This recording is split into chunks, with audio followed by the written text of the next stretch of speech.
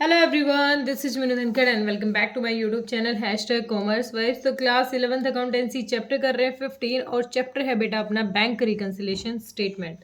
इस वीडियो में करेंगे इसका क्वेश्चन नंबर 18 और क्वेश्चन नंबर 19, दो क्वेश्चन करेंगे इस वीडियो में। तो देखिए एक बार 18 की given information. Prepare bank reconciliation statement from the following particulars June 30, 2016। Bank statement show favourable balance 9214। Favourable मतलब हमारा कौन सा balance? Credit balance as per passbook का फेवरेबल कौन सा होता है? Credit balance 9214। फिर दे रखा है हमें on 29 June the bank credit the sum of 1650 in error. 1650 रुपये क्या कह रहा है? ये इन एरर है, यानी ये रोंगली हमारे क्या किए गए हैं? क्रेडिट किए गए हैं रोंगली। तो रोंगली क्रेडिट किए गए हैं तो इस अमाउंट को कैसे करेंगे भाई? क्रेडिट किया है तो इसको डेबिट करके ख़त्म करते हैं वैसे तो, ठीक है, लेकिन वो डेबिट किस में करते हैं हम? रोंगली क्रेडिट अमाउंट है और उसको ख़त्म करना है। क्रेडिट किया होगा तो अमाउंट को बढ़ाया होगा, उसी अमाउंट से डिक्रीज करेंगे। तो यहाँ पर लिखेंगे अपना फर्स्ट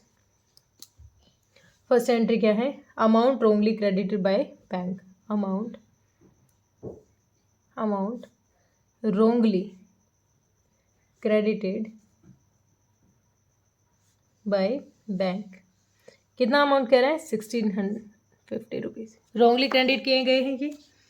नेक्स्ट कहता है certain cheques value at 4500 issued before 30th June were not clear. और हम बना कब रहे हैं? 30 जून तक है। तो 30 जून से पहले कोई इशू किया हुआ था 4500 का, उसको अब तक क्लियर नहीं किया गया है। तो इसका मतलब ये भी अमाउंट ने हमने क्या कर रखा होगा? ज़्यादा दिखा रखा है। तो इस अमाउंट को दिखा देंगे हम अपने सेकेंड एंट्री।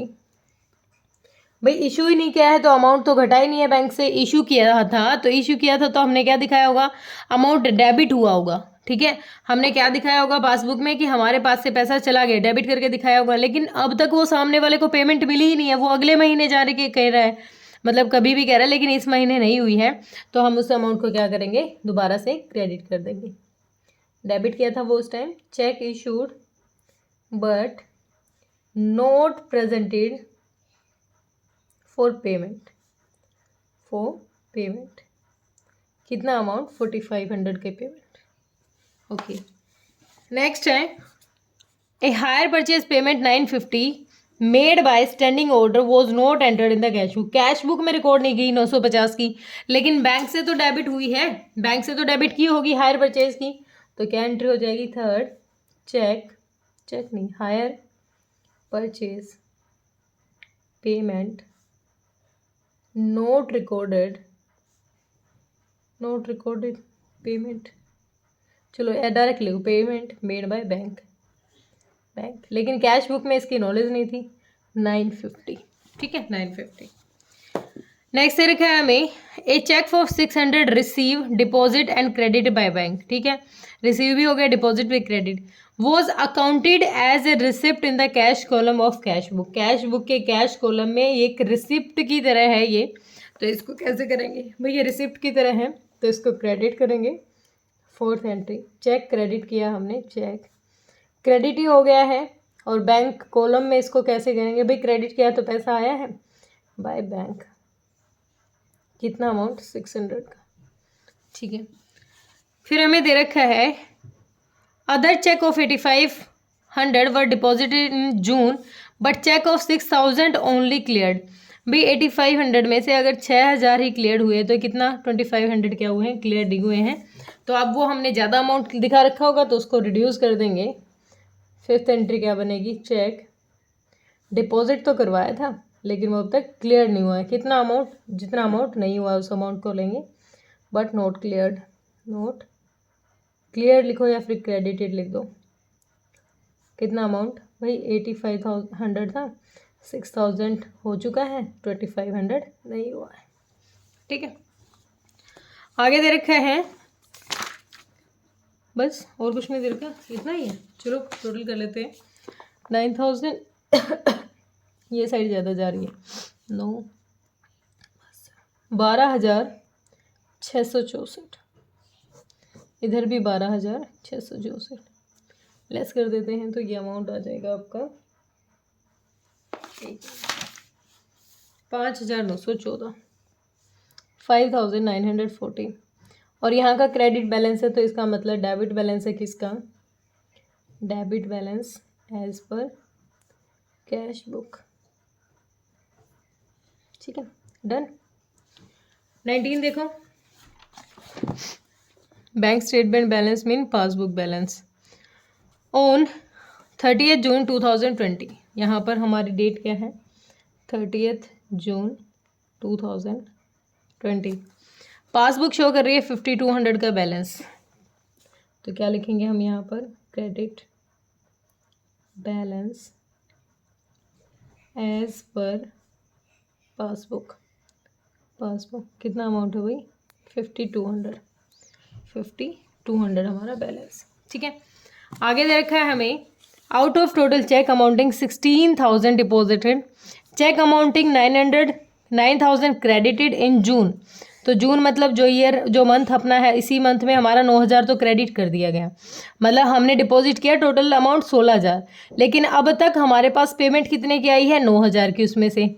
और cheque amounting 3,000 were credit in July and the rest have not been collected so फार।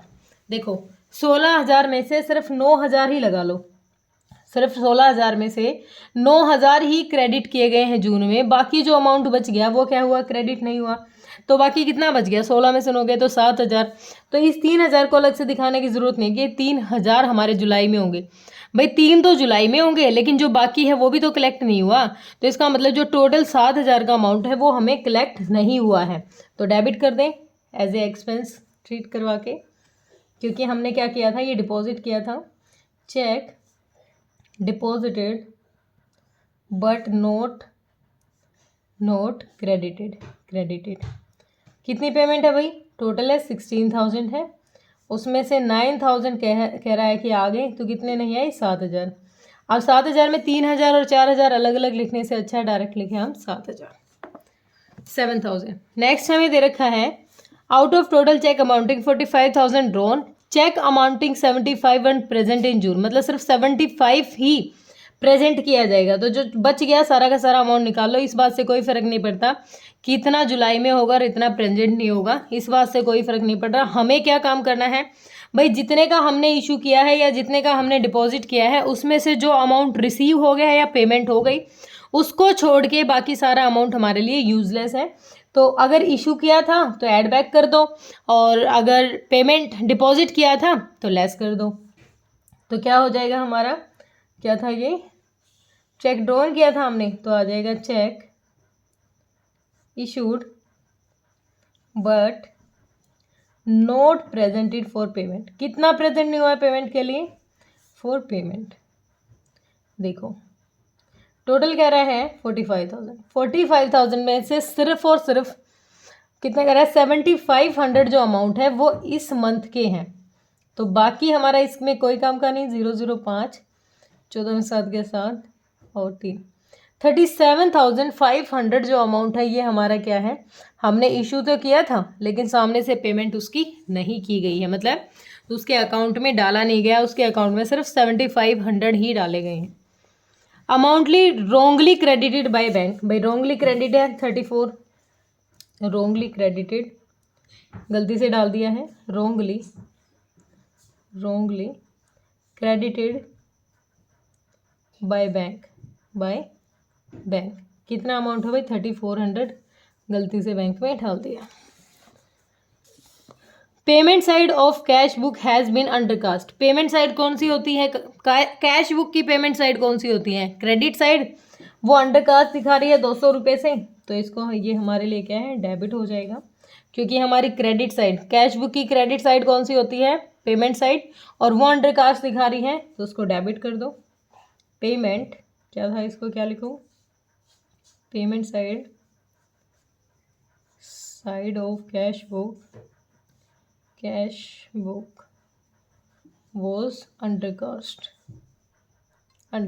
मतलब उतने पैसे से कम ही दिखा रही हैं, 200, डेबिट कर देंगे। ठीक है, पेमेंट साइड कह रही है। उसके बाद है cheque recorded in cash book in June 2020 but sent in to bank July, तो भाई चेक बेशक से रिकॉर्ड कर दिया हमने कैश बुक में, जिस मंथ में भेजेंगे, जिस डेट को भेजेंगे उसी दिन रिकॉर्ड किया जाएगा।